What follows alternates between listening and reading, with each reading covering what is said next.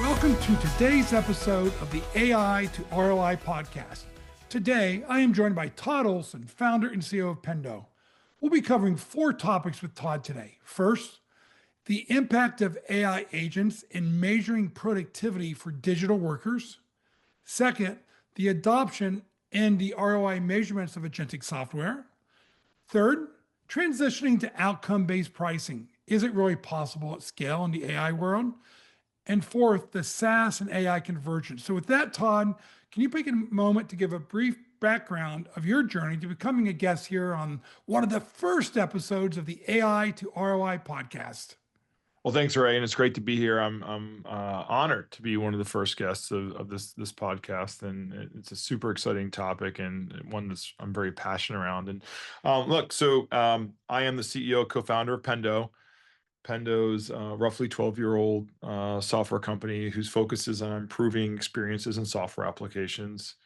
Our products essentially embed themselves within applications itself, capture analytics and how people are engaging and using those analytics, and then surface back insights to teams to make it better. And we also complement it with tools to actually improve the experience, teach users how to use it more effectively. Our goal is like driving adoption of technology so that it ultimately, honestly, delivers on the ROI and promise, which I think connects very nicely with this podcast. Well, I love it. And Todd, it was over 3 years ago. You were one of my early guests on the Metrics That Measure Up podcast, and we were talking about how product analytics was so key to the evolution of product-led growth. But now, come on, it's 2025. We talk about agentic AI and native AI applications and AI everything, right? So let's start, because I saw your agent analytics announcement a few months ago, and I'm like, this is exactly what Fortune 1000 and early stage companies alike need, and that is how are their AI investments delivering ROI? So can you share a little bit about what agent analytics are in your vision? Absolutely. Yeah, thanks for that. And yeah, no, I think you're completely correct. When we talk to our customers and large enterprises, we heard the same thing. Everyone has a mandate right now to run experiments, to try AI, to actually launch AI in the organizations. But what we also learned is that people didn't have a really effective way to measure whether those pilots, whether those AI investments were actually yielding success for the users, like henceforth the ROI. So we kind of like step back and really, if you think about this problem, it's very similar to what we would do for traditional applications. We're capturing and measuring data and how people are using traditional applications and feeding it back to make it better. What we needed to do is to expand what we collect to get more insights into what the agent and the user are doing, so we could start essentially providing insights for those types of applications. So that was kind of the thesis around agent analytics. So what we do is we install ourselves, we leverage the existing installation we already have. You can then sort of like direct us towards the generative AI agents or agentic interfaces you have, register them with Pendo, and we'll start collecting the actual conversational information. And by having that and processing that, we can start understanding what are the types of questions people are asking. How good are the responses? What percentage of your user base is leveraging, what types of themes? And are they coming back and asking the same questions because they're getting good answers? Are they asking different questions? So AKA, what's the retention of certain prompts, themes, areas in this agent? We're also looking at the broader context of the traditional application. Like when do people go to the agent and when do people use the traditional parts of the application? And what's that experience like? Do people come in, get frustrated, go to an agent, and then kind of go back to the traditional side? What's that sort of hybrid workflow look like? So essentially, the vision is giving people more quantitative data on how these things are working. Are they working on? And then hopefully giving them the tools to make it better. Like we'll tell them, you're really bad at this, or people are really frustrated when they ask these types of questions, which should be the action and impetus people need to go fix it for what the users actually want.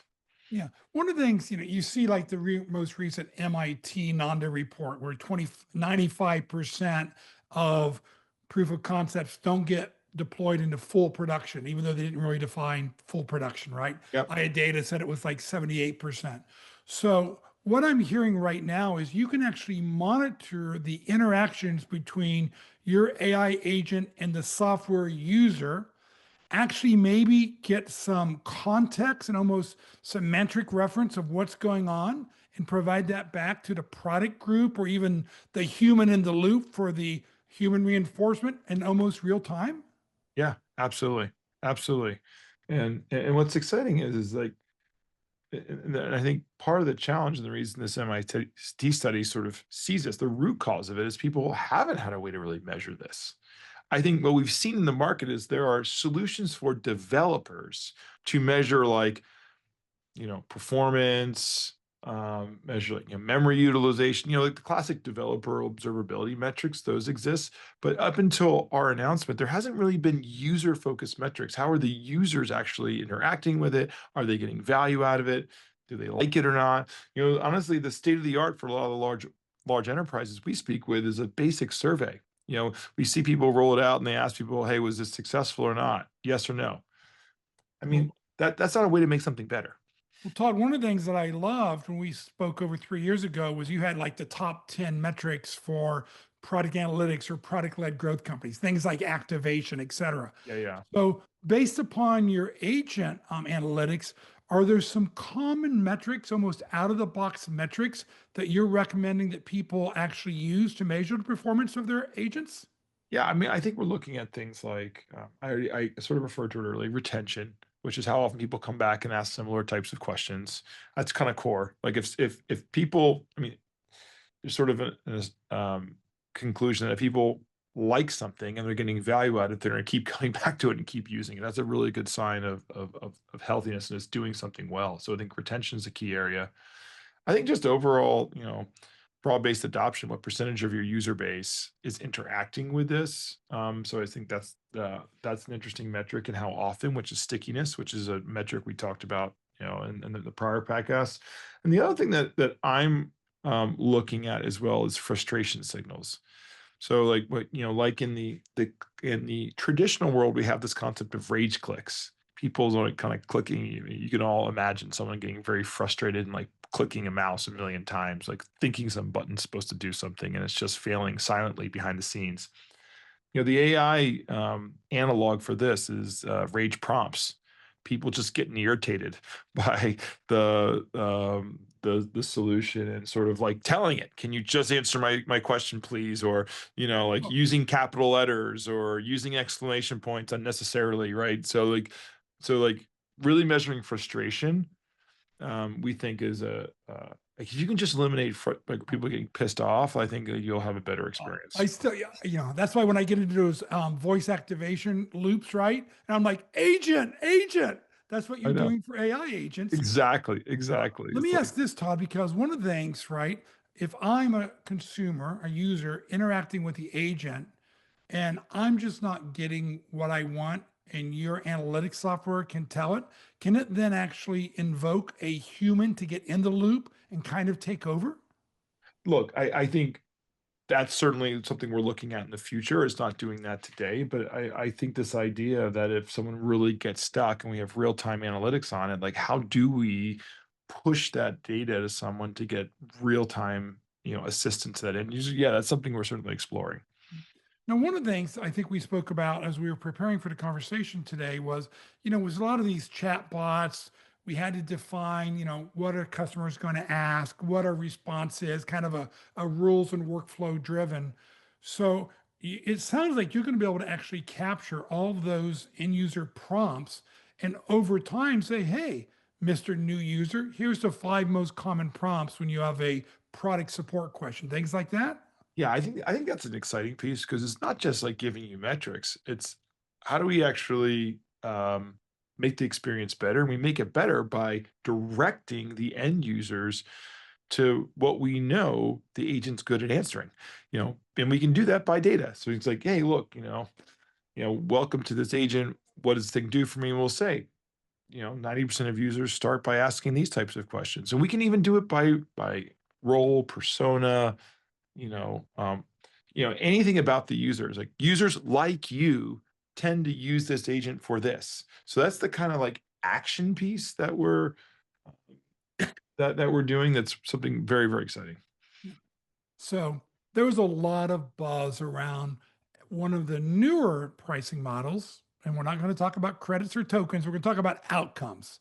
Yeah. And I always found that unless your application software is really kind of natively capturing the outcome, maybe it's a ticket resolution, it's really hard to capture that. So are you seeing Pendo somehow playing to make it easier to actually measure and report on outcomes?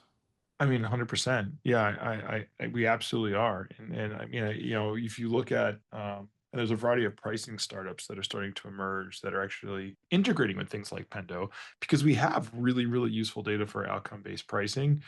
Um, that yeah, I think it's going to be an interesting trend. And look, I 100% agree with you. Like, look, people talk about outcome-based pricing, and like the best and most notable cases are things like ticket resolution because it's so easy to measure. I think that, Fin, which is a pretty popular agent. I think I heard at least at one point there was like 99 cents a ticket resolved. That's a very I understand what I'm paying for, and it's very, very obvious.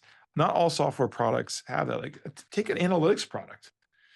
Like, how do I know whether a report I gave you was insightful or not? Will you learn something or not? And are you going to tell me when you do? I mean, that's the other big challenge. So that's interesting. I was talking to a variety of CEOs recently on this topic, and they had an agentic solution. They were trying to measure quality conversations. What's a quality Mm. conversations? Now you could say we could, as an independent arbiter of agent and agentic solutions, give you sort of a quality score, like like how well do we think this went, and then you could charge based on that. But look, I'm super excited about this. We have a newer product as well, which is sort of you talked about it a little bit earlier, but like a prediction product. So it's traditional machine learning, but also leveraging it in an agentic way, and we're charging on predictions. The number of predictions we make, which is the first time we sort of had very outcome based model for pricing, and it's very, very clear. Oh, And if you we, want to run the model more frequently, guess what? You're going to pay more because it's more predictions, but you oh, can also run it less frequently. So I think depending on what you're getting from it and how you want to use it, like, it'll modulate, et cetera. Todd, if you don't mind, could we double click on that and give me one or two examples of what type of predictions some of your customers are making with it? Yeah, 100%. Yeah. So this is called Pendo Predict. It's a product of an acquisition we made a few months ago. And the thesis is actually pretty simple. It's like it's taking Pendo data, so data about how people are engaging with software, and then looking at customer data from systems like Salesforce.com or HubSpot or others. And it's combining them in a way to create bespoke machine learning models that can do things like predict churn or predict upsell or predict which lead that came into your website is a high quality lead that we think will convert. So it's you're kind of like taking this amazingly rich data set, combining it with other business informations, and then driving predictions. And then we're feeding those predictions back into other systems. So, like for example, if we think someone's going to churn, yeah, we can Slack the account owner and say, "Hey, go call this customer," or we can push that information to a CRM like Salesforce. When you log in or looking at a record, you'll say, "We think this thing's going to churn. Be aware," right? And oh, by the way, we can also give explainability. Like the model flagged this because of these 5 reasons. They're not doing this, or they are doing that, or So I think that the power here is how do we take this amazing data set and help it drive more ROI for your organization. So that's you know So, Todd, one of the things as I've been doing more and more research, talking to a lot more kind of companies that are deploying generative AI on a proof of concept basis, is the importance of training the model on their data. yeah, A 100%. horizontal model Yeah, that's nice for some end user stuff. But when I'm doing a true end to end automation or you have a lot of transactional data, so does your Pendo Predict need to do some training on your customer data before it gets turned on and goes live? Yeah, yeah, basically, yeah, it's all sort of automated because we have all the data or have most of the data, that's Pendo data. But yeah, it's 100% trained on the customer's data. So we're looking at the customer's data. We're looking at what. So, for example, let's say you want to do a churn model. We're looking at which customers churned versus ones who did not. We're comparing their behavior, and we're leveraging models to like essentially build. A health score which sort of ranks people by their likelihood to churn, and then we're giving you the reasons why. So what's powerful here is often we as humans have bias towards what we think are the reasons people do these things.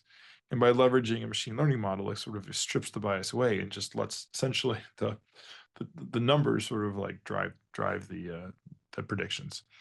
One of the things that people are talking about is data lineage, right? Especially in regulated or for data governance and compliance reasons. So if you have an agentic AI software, and let's say it's for customer service and it closes a ticket, Yep. then it's got to write that to maybe your Zendesk ticketing system, whatever it is. So you're telling me that with your product, you can actually track that data lineage. And when someone says, "Hey, I want to know how many times we touch source data systems across this process," you're going to be able to show that. Yeah, yeah. I mean, that's a use case that I wouldn't be like one of our, probably earliest use cases we lead with, but I think getting a sense for where data came from, tracking it, yeah, I think that's pretty interesting. Okay. Now, Todd, you said, and I don't know if this was in the press release or it was somewhere else I saw that, but you said agents are joining org charts in product roadmaps. Yep. So you got a SaaS company, you said this earlier in the podcast. Hey, they're doing some of their self-directed interaction with the SaaS product, but then an agent actually takes over, right, for part of it. So tell me a little bit of what you meant by agents are joining org charts and how does that really manifest and actually get deployed? Look, I mean, yeah, I think this is obviously a vision of the future, but what we're starting to see is like let's think about some of this technology as sort of like certainly offloading work from a lot of our team's plates. Like so, for example, um, we have an agent that lives on our website that's qualifying booking meetings for companies who want to talk to people at Pendo about learning more information. That is offloading in work from a human being that traditionally does that. Essentially the SDR function. That's sort of a growth example. But look, I mean, we have now agents that are helping our engineering teams. You know, uh, handle certain tasks. So, for example, one of the more recent product announcements we had was around internationalization. You can get Pendo in Japanese and German, and sort of your favorite language.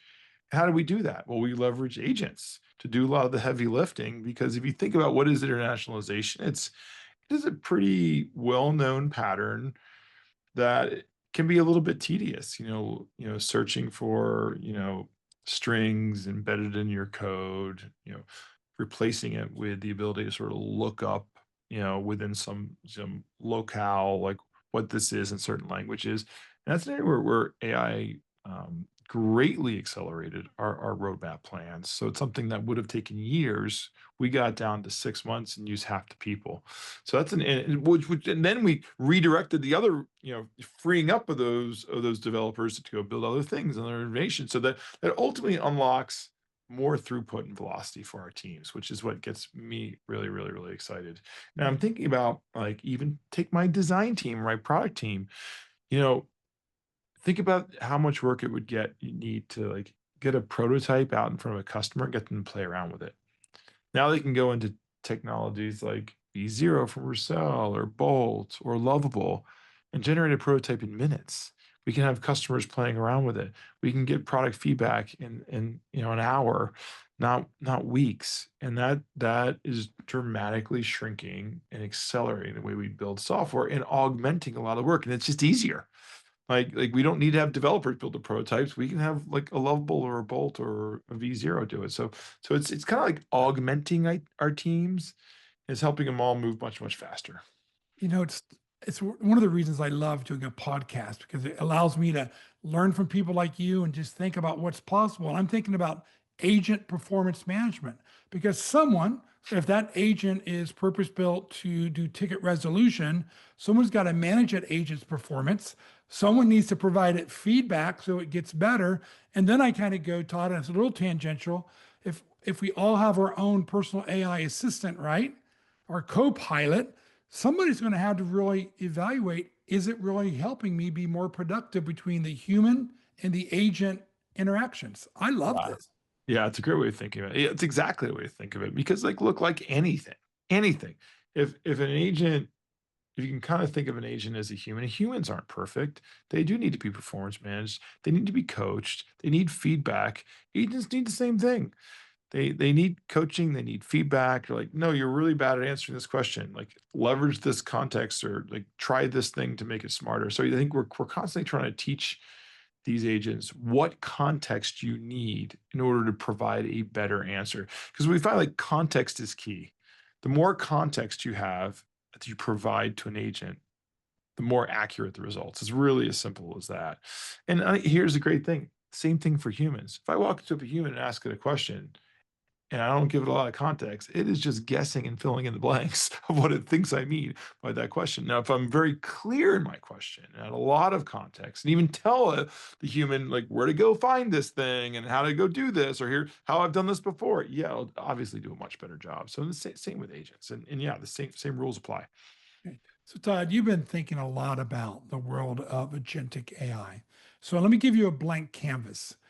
And we've got a lot of SaaS executives listening to this podcast, a lot of CEOs, CFOs, go to market leaders, and some product leaders. What advice would you give them as they're thinking about adding and integrating agentic AI into their product? They haven't done it yet. What advice do you give them?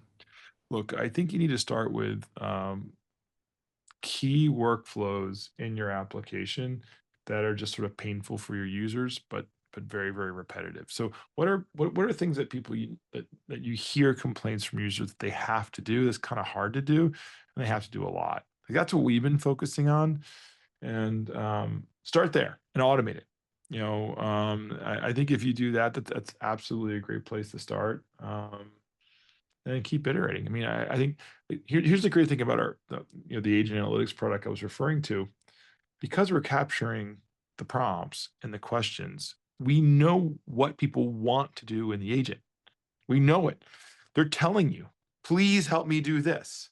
So, and if it has not yet been sort of, you know, tested on that, or like we haven't like tweaked it to make it good at answering those types of questions, then focus your energies there. But like, my advice is get something out there, automate a workflow, and then measure the heck out of it and understand what people want to do in your agent, because you're going to learn a lot once you get it out there. I think what I've learned that speed is one of your most important currencies in this new AI economy. Like you just have to move really, really quickly. Don't get in your way. Find a way to go fast. And like the way our teams who are building this are operating are fundamentally different than our traditional engineering teams. Like we're working with one team who is doing 6 week sprints with one week check-ins. So every Monday I get this is our plan for the week. Every Friday we get a demo, and that team's moving really, really fast and learning constantly. And I think that level of speed is how you really get great. You said something that stimulated a thought because over 10 years, were a leader in product analytics, right? Yep. And you said really understand kind of what your customer is doing on the platform. And here's my question: since clean, usable data is so critical to any AI implementation, what percentage of digital product companies, I didn't just say SaaS, but digital product companies, actually are using product analytics that really understand their traditional journey today, which will help them optimize an agentic AI? Yeah. Is it 30%? Is it 70%? Because Yeah, it's a great question. I mean, I think I can tell you not enough is the short answer. But it's a really good question. No, I think I bet you 30% are probably doing it, because in terms of like folks actually measuring. But yeah, we encounter teams like every single day and week that aren't measuring it. So I think, I think that's a really good point, right? By the way, is like if you're thinking about this AI transition, which by the way, if you aren't, that's probably a problem. You should be thinking about it. A good place to start is just measuring your existing products and understanding what people are actually doing. Like that will start giving you the insights you need to say, okay, people are getting stuck here a lot. This is really, really hard. Maybe I should sort of like introduce an agentic way to do this to sort of ease this burden for customers. So I 1,000% agree with you. It is a great place to start, you I know? was gonna say, not to be your marketing or sales organization, but man, if you want to do agentic AI analytics, you better have some good product analytics in place to understand Exactly. what's happening today. Hey, let's give the listening audience a chance to get to know you a little bit better on a personal basis with three rapid fire questions, okay? Great. Number one, is there an AI use case? It can be any AI use case that you think is critical for companies to strongly consider today. And maybe we go outside of the product roadmap, but is there something that's like, man, if you're not looking at this AI use case, you could be missing the boat? Yeah, look, there are lots of use cases around our go-to-market teams that the way they do account research and planning, and they're just a lot smarter now. Like, if you're not using it to like scan through the prospects S1 public filings and websites and press releases to summarize what's important to them. So when you get on the phone call, like you're actually intelligent on their business, you're not wasting someone's time. That's a huge problem for me. So like you just have no excuse to be stupid when you get on the phone with the customer anymore. So you should be using AI for that 100%. Now, that's a really good one because I can't tell you how many times I get those cold calls or cold emails and it's not in context at all. And it's Yeah. like, I might be nice enough to open it, but I'm not responding. Okay, second one. What is your personal favorite AI tool, not your own? Is there a tool that is like, hey, either I or my organization just loves this one? I'll do my most recent one. I've been really, really enjoying using, but I've been really enjoying Claude Code. Claude Code is, yeah, it's a little more technical. You have to be not afraid of a command line because it installs in the command line, but wow, is it a powerful and it's really, really fun to use. And as a former sort of software developer, I'm playing around a lot in my evenings and it kind of scans directories. It can do all kinds of things for you. So it's just really, really, really, really smart and really, really efficient. So That's a good that's one for all those technical and developers out there. Last one. I was just at a Center for Entrepreneurship at a large kind of top 50 university in the United States. And they were asking me about, how do I prepare for the AI economy? So, Todd, what's your advice to that recent college grad, early career person? What do they need to do today to develop the AI competencies required to be a company leader of the future? I mean, use it. It's probably the easiest thing.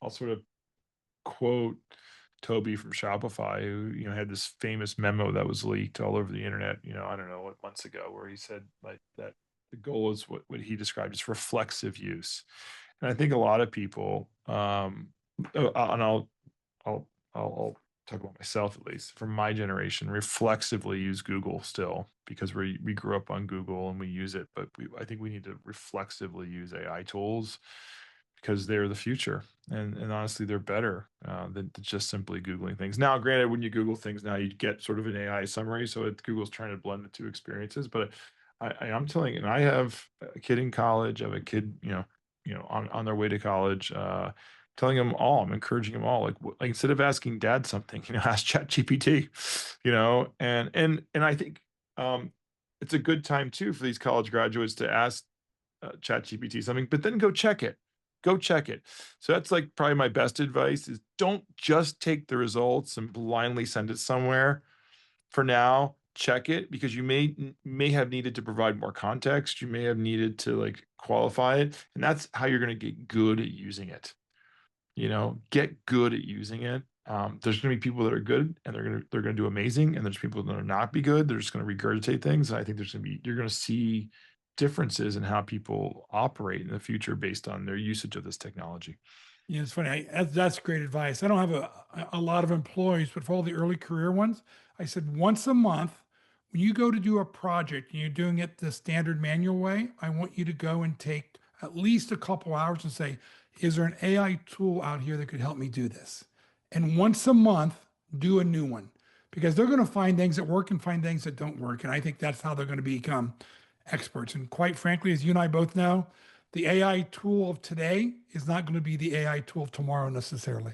Absolutely, absolutely. And that's the thing. Play around with a lot of these different tools. I mean, I use ChatGPT, I use Claude, I've used tools like V0 and Lovable and I'm using these things. So I think encourage everyone to use a lot of different tools.